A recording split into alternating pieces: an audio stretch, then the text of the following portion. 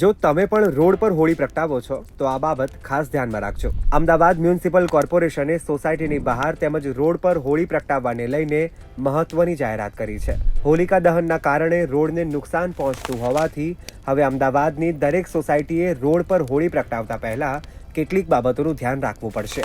આ અંગે સ્ટેન્ડિંગ કમિટીના ચેરમેન દેવાંગ દાણીએ જણાવ્યું છે કે અમદાવાદમાં ઠેર ઠેર લાકડા અને છાણા ગોઠવીને થતા હોલિકા દહનના લીધે રોડનો ડામર પીગળી જાય છે અને રોડ પર ખાડા પડી જતા હોવાથી લોકોને અસુવિધાનો સામનો કરવો પડે છે. હવે આ સમસ્યાના સમાધાન રૂપે એએમસી દરેક સોસાયટીને વિનામૂલ્યે ઈંટ અને રેતી આપશે. સોસાયટીના લોકોએ હોળી પ્રગટાવતા પહેલા રોડ પર આ ઈંટ અને રેતી પાથરવાની રહેશે, જેનાથી રોડને થતું નુકસાન અટકાવી શકાશે. આ માટે એએમસીએ તમામ કોર્પોરેટરને સૂચના આપી દીધી છે કે તેમના વોર્ડની સોસાયટીઓ ખાસ આ રીતે જ હોલિકા દહન કરે. વિનામૂલ્યે રેતી અને ઈંટ મેળવવા સોસાયટીએ કોર્પોરેટર અથવા વોર્ડ ઓફિસમાં અરજી કરવાની રહેશે. આ સિવાય હોલિકા દહનમાં લાકડાનો ઉપયોગ ઓછો થાય અને પર્યાવરણની જાળવણી થાય તે માટે એએમસી દ્વારા સંચાલિત ઢોરવાડા પૈકી દાણી લીમડા સ્થિત કરુણા મંદિર ખાતે ગાયોના છાણમાંથી છાણ અને સ્ટીક સહિતની વસ્તુઓ બનાવવામાં આવી રહી છે. જે કોઈ પણ નાગરિક હોળી પ્રગટાવવા આ છાણા અને સ્ટીકનો ઉપયોગ કરવા માંગતા હોય તેમને કરુણા મંદિર ખાતેથી લઈ જવા